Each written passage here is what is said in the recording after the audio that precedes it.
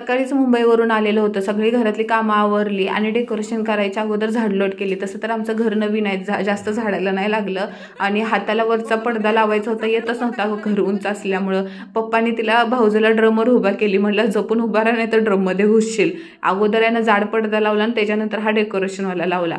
डोंगरावर घर असल्यामुळे हवा जास्त येते ना, उडू बिडू नाही म्हणून. आणि डेकोरेशनला सुरुवात केली आम्ही हळूहळू. दिसते तुम्हाला थोडं हे, पण आम्हाला पूर्ण दिवस गेला ह्याच्यामध्ये सगळं पिना बिना लावून सगळं सामान तयार करण्यासाठी. आम्ही इकडं करत होतो आणि घरात पाहुणे मंडळी येत होते. टेबल हालत होता म्हणून पप्पांनी ना टेबलाखाली पुट्टा लावला आणि त्यात आमच्या घरचे होम मिनिस्टर म्हणजे आई पप्पा आमच्या करण्यामध्ये काही ना काहीतरी चुका काढत होते, म्हणून भाऊचं बाजूला उभं राहून हसत होते.